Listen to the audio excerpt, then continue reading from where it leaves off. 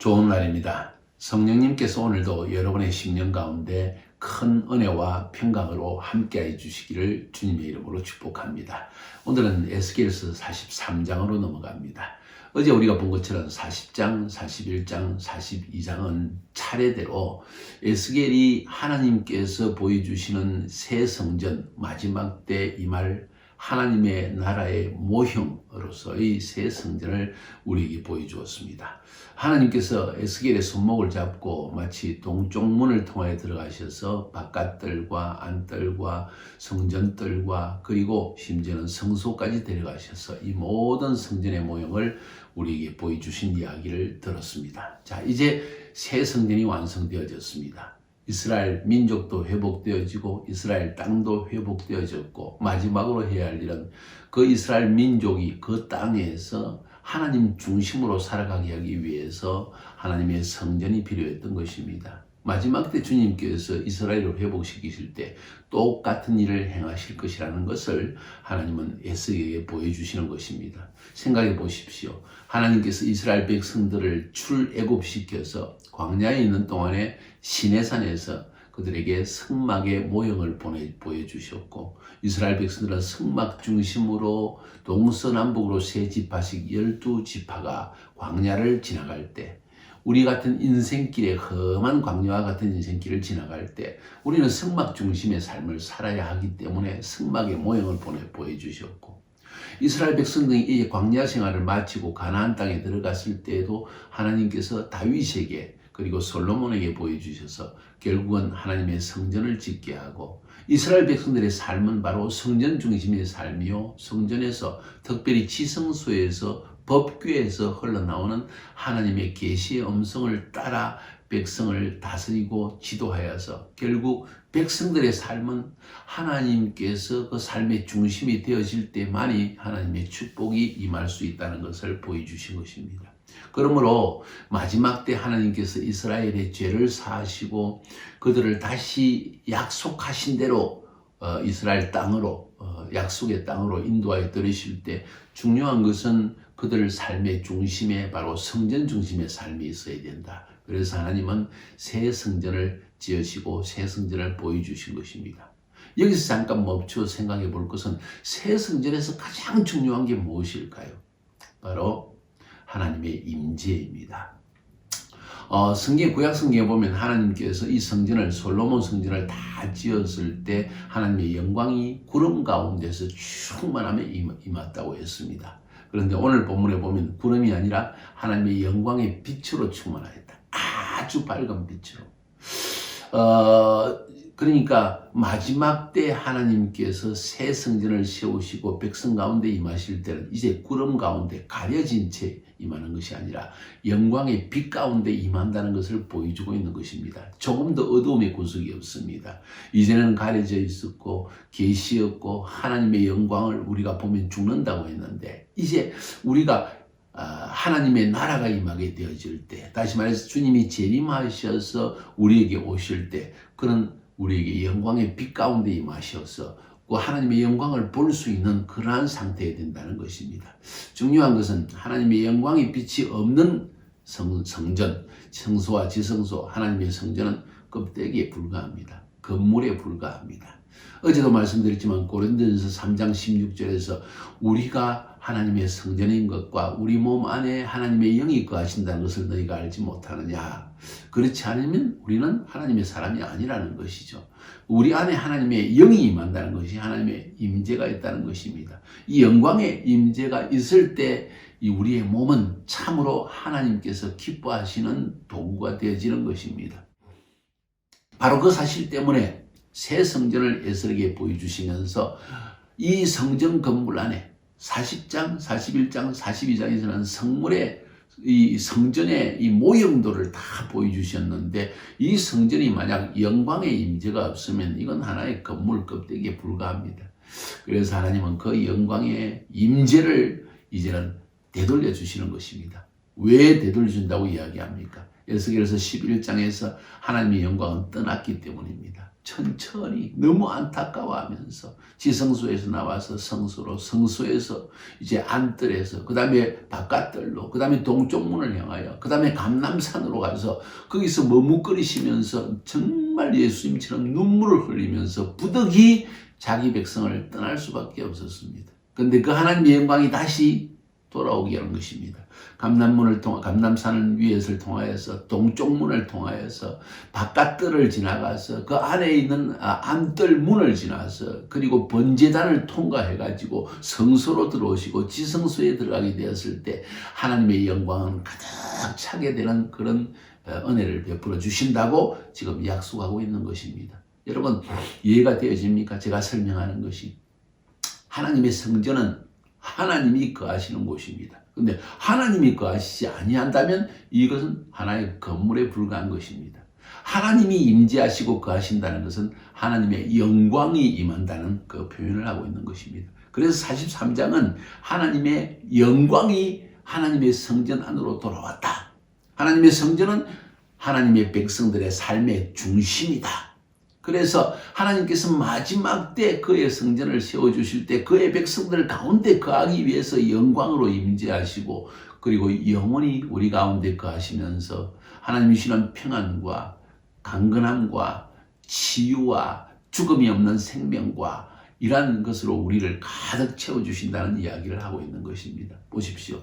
그래서 43장은 굉장히 중요합니다. 40장, 41장, 42장에서 성전의 모형들을 보여주셨는데 이제 43장 1절부터 9절까지 해서 성전이 회복된다는 겁니다. 아니 12절까지 해서 성전이 회복되어진다는 것입니다. 1절부터 5절까지 볼까요? 다음에 그는 나를 동문으로 데리고 갔다. 이스라엘의 하나님이 나타나신 것을 보여주는 영광의 감치가 동쪽으로부터 비추오고 있었다. 그러자 폭포 소리 같은 하나님의 음성이 들리며 땅이 그 영광의 광채로 빛났다. 이 환상은 전에 하나님이 예루살렘 성을 멸망시키려고 왔을 때 11장에서 내가 본 환상과 같았으며 또 그발 강가에서 내가 본 환상과도 같은 것이었다. 그래서 내가 얼굴을 땅에 대고 엎드리자 여호와의 영광의 광채가 동쪽 문을 통해서 성전으로 들어갔다. 할렐루야. 드디어 하나님이 임재하시는 것입니다. 그의 백성 가운데 거하시기 위해서 찾아오신 것입니다.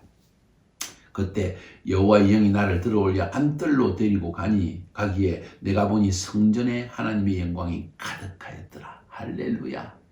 동쪽 문을 통하여 들어왔습니다. 바깥뜰이 있고 그 바깥뜰 세상과 구별되지는 바깥뜰에 그 동쪽 문이 있고 바깥뜰을 통과해서 안쪽에 또 문이 있습니다. 안뜰이 있습니다. 안쪽 뜰의 문을 통과해서 안쪽 뜰로 들어가시고 그 안에 들어가면 번제단이 있습니다. 좀 이따 번제단 이야기가 나옵니다. 그걸 통과해서 성소로 들어가서 지성소까지 들어가셨다는 것입니다. 그래서 하나님의 영광은 회복되어졌다는 것입니다. 자, 6절부터 12절까지 볼까요?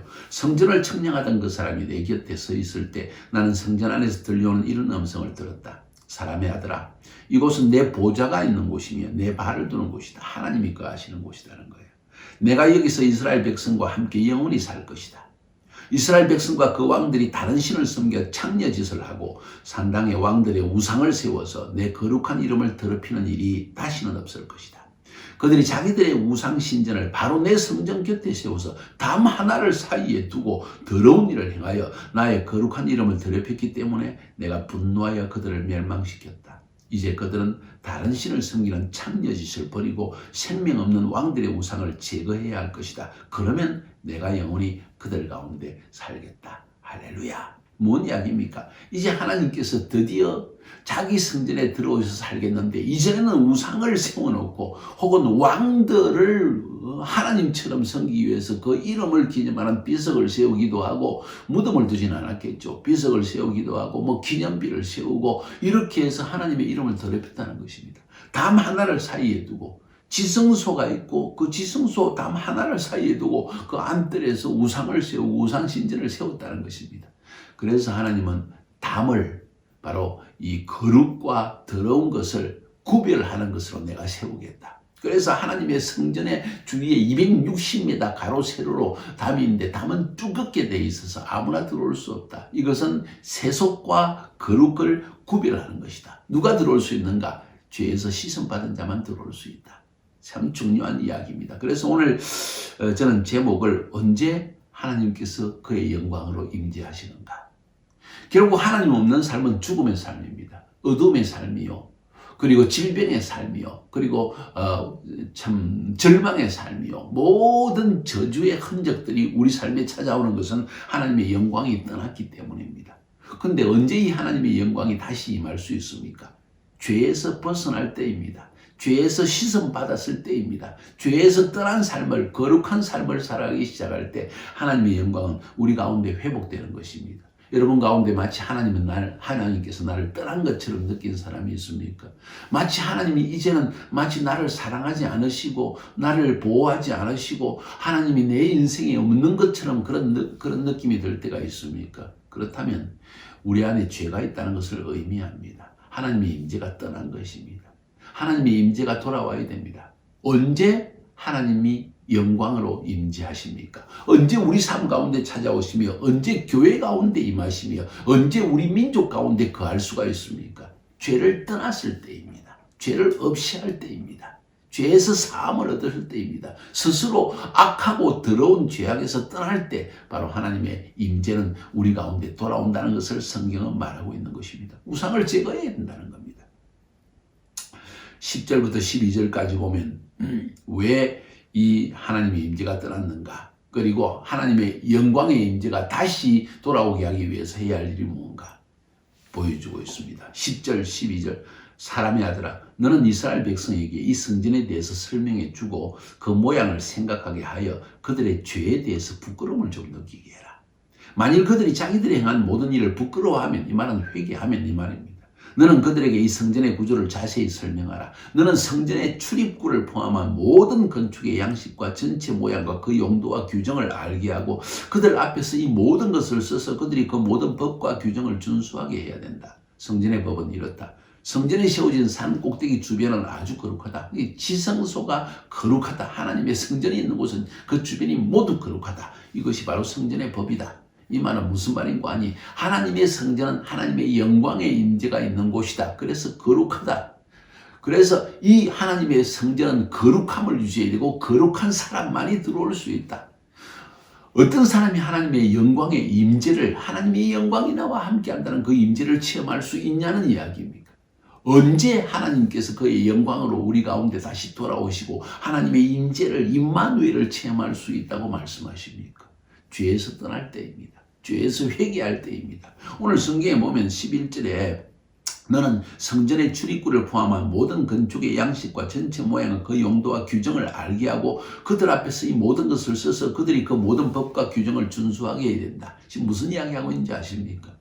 아니 성전의 모든 몇 미터 무슨 방이 있고 안뜰이 있고 바깥뜰이 있고 이런 규정을 백성들에게 알게 하라. 그 법과 규정을 준수하게 해라. 이게 무슨 말일까요? 마치 율법을 이야기하는 것 같습니다. 성전의 모형도는 하나님의 십계명, 하나님의 율법의 정신을 그대로 따라서 만들어졌다는 것을 우리에게 보여주고 있습니다. 오늘 여기 사용하고 있는 모든 법과 규정, 이것은 오직 율법에만, 토라에만 사용하는 말들을 지금 그대로 사용하고 있습니다. 다시 말해서 하나님의 성전은 하나님의 법입니다. 하나님의 거룩한 임재의 법을 우리에게 보여주는 것이 성전이라는 것입니다. 언제 기회가 되면 기도에 대한 설교를 할 때 성소와 지성소, 성소 안에 있는 떡상, 메누라, 7촛대, 그리고 하나님께 드리는 향단, 지성소 안에 있는 법궤, 이 모든 것의 말의 의미를 여러분에게 설명해 드리면 그것이 왜 거룩과 연관이 있는지, 그것이 얼마나 죄에서 떠난 것이 되어야 되는지, 그럴 때만 하나님의 임재가 있는지를 여러분에게 설명해 드릴 수 있을 것입니다. 한마디로 말해서 성전은 율법이라고 말할 수도 있습니다. 참 재미있는 표현입니다. 왜냐하면 오늘 11절에서 그런 이야기를 하고 있기 때문입니다. 성전의 모양과 형태, 그 규례대로 지켜야 된다. 이 말은 율법을 그대로 지킨다는 말과 똑같은 것입니다. 다른 말로 하면 하나님의 성령님께서 우리에게 말씀하시는 그 음성을 따라 살아야 할 필요성을 이야기하는 것입니다. 그래서 하나님께서 성령을 마지막 때 우리에게 부어주셔서 이 성령이 우리의 아주 바위같이 굳은 마음을 부드럽게 하고 하나님의 법을 지키게 해주신다고 말하는 이유가 바로 여기 있습니다. 성령님이 우리 가운데 임재하시면 우리는 하나님의 법을 지키는 하나님의 백성, 거룩한 백성이 되어줄 수 있다는 것을 말해주고 있는 것입니다. 그러므로 여러분의 삶 가운데 하나님의 영광의 임재가 있게 해 주십시오. 하나님의 영이 떠나지 않게 하십시오. 다윗이 그래서 시편에서 기도할 때 주여 주의 영이 나를 떠나지 않게 해달라고 간절하게 주의 영이 나를 떠나지 말게 해달라고 간절히 하나님께 부르짖어 기도했던 이유가 바로 그것입니다.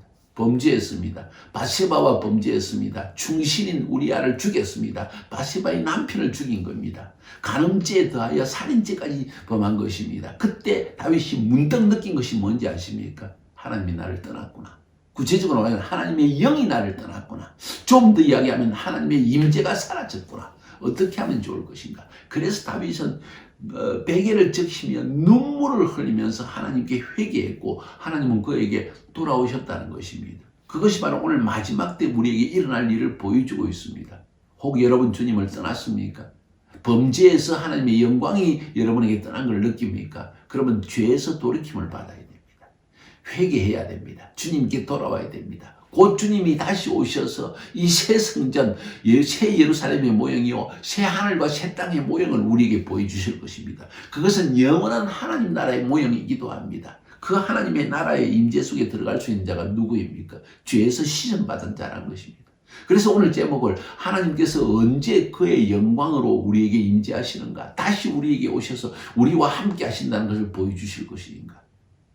다시 두려움이 없고 근심이 없고 죽음이 없고 눈물이 없고 다툼이 없고 죽음이 병드는 것이 없는 참으로 하나님 안에서 평안과 기쁨과 충만함이 넘치는 인생을 회복할 수 있는가. 하나님의 영광이 우리에게 임하게 될 때라는 것을 성경은 말하고 있는 것입니다. 그 뒷부분 넘어가 볼까요? 오늘 두 번째 부분은 13절부터 27절까지인데 여기서 번제단을 회복시키고 제사를 회복시키라는 이야기가 나옵니다. 어려운 것 아닙니다. 13절부터 17절까지는 번제단의 모양은 이렇고 크기는 이렇고 1층, 2층, 3층으로 지어라 이렇게 말하고 있고 그 다음 18절부터 27절까지는 이 번제단을 하나님께 봉헌해서 이제는 제사를 드려라. 왜 번제단에 대한 이야기가 나올까요? 여러분 자세하게 설명하지 않겠습니다. 본문도 읽지 않겠습니다. 왜 이런 번제단의 모양과 형태를 다 이야기하고 그리고 번제단에서 제단에 다시 제사를 회복해라. 속죄제, 속건제, 번제, 하나님께 모든 것을 태워서 드리는 이 짐승을 피를 흘려서 그 피를 번제단 주위에 다 바르고 그 번제단을 하나님께 봉헌해가지고 이제는 제사를 드리라는 이 규례를 8일 동안 충만한 숫자로 왜 이렇게 하게 하십니까? 그 이유가 뭔지 아십니까? 번제단이 어디에 있습니까? 하나님의 영광이 어떻게 성전으로 들어갔습니까? 보십시오. 동쪽 문을 통하여 바깥뜰을 들어오고 바깥뜰 안에 있는 안뜰이 있는데 안뜰 문을 통과해서 안뜰로 딱 들어오면 이제 성소가 보입니다. 그 성소에 들어가기 위해서는 반드시 번제단을 거쳐야만 합니다. 안뜰 문을 거치자마자 바로 번제단이 바로 보이고 번제단을 딱 통과하면 바로 성소로 들어갈 수 있고 성소를 통해서 지성소에 들어갈 수 있습니다. 하나님의 영광의 임재는 지성소 안에 임하는 것입니다. 중요한 사실은 번제단을 통과하지 않고는 하나님의 성소, 하나님의 임재가 있는 곳에 들어갈 수 없다는 사실입니다. 왜 그렇습니까? 번제단은 죄를 씻는 곳이기 때문입니다. 하나님의 임재에 들어갈 수 있는 사람은 누구입니까? 하나님의 번제단을 통과한 자입니다. 번제단을 통과했다는 말의 의미가 무엇입니까? 죄 씻음을 받았다는 것입니다. 그 죄 씻음을 받기 위해서 중요한 것이 무엇입니까? 짐승이 피를 흘려야 됩니다. 뭘 상징합니까? 우리를 대신해서 누군가가 속죄의 피를 흘려야 된다는 것입니다. 완전히 피를 흘리고 또 불태워 번제, 모든 몸을 불태워서 하나님께 드리는 일이 있습니다. 헌신의 제사가 있어야 된다. 그것이 바로 번제단에서 일어납니다. 다시 말해 우리가 예수 믿어서 구원받는 이 죄사함을, 죄 씻음을 받는 일이 있어야 된다. 예수의 흘린 십자가에 의해 흘린 피로 말미암아 완전히 죄사함을 받지 않고는 하나님의 임재의 성소로 들어갈 수 없다는 것을 우리에게 말씀하고 있는 것입니다. 예수님은 그의 몸을 불태워서 마치 번제로 드린 것처럼 하나님께 온전히 희생제물로 드려서 우리의 죄를 대신 짊어지시고 죽으신 것입니다. 그것이 바로 번제단의 의미입니다. 사랑하는 여러분, 언제 하나님께서 그의 영광으로 우리 가운데 임재하실까요? 예수 그리스도를 믿어서 완전히 죄사함을 받은 예수의 피로 용서함을 받은 번제단을 통과한 그 다음에야 비로소 성소에 있는 하나님의 영광이 우리에게도 임할 수 있다는 것입니다. 오늘 이 말씀을 통해서 혹시 여러분이 하나님을 떠나서 하나님의 영광의 임재를 상실하였다고 느끼는 분이 있다면 주님 앞에 나아가 다시 한번 예수의 보혈로 씻음을 받고 다시 한번 예수 그리스도를 믿는 믿음 안에서 번제단을 통과하여서 하나님의 임재를 다시 회복하는 여러분이 되기를 바랍니다. 이제 주님 오실 날이 멀지 않았습니다. 멀지 않았습니다. 그 주님은 이제 새 성전으로 우리를 데리고 들어갈 것입니다. 새 성전은 두터운 담으로 둘러싸여져 있습니다. 그 담을 통과하는 자는 누구입니까? 세속을 버리고 거룩으로 들어간 자가 누구입니까? 예수의 피로 씻음받은 자들입니다. 예수님을 통해서 예수 이름을 들고 그 하나님의 영광의 임재 속에 들어갈 수 있다는 것입니다. 주님 다시 오실 때 바로 여러분이 그런 자로 설 수 있어야만 합니다. 세상적인 죄악에 빠져 있습니까? 어둠 속에 헤매고 있습니까? 절망 속에 있습니까? 하나님이 떠났기 때문입니다. 이제 하나님의 임재를 회복해야만 합니다. 그리고 하나님의 임재 속으로 들어가서 영원한 하나님의 나라에서 하나님과 함께 평안과 기쁨과 찬양으로 감사로 넘치는 제사를 드리는 그런 삶을 살 수 있기를 주님의 이름으로 축복합니다.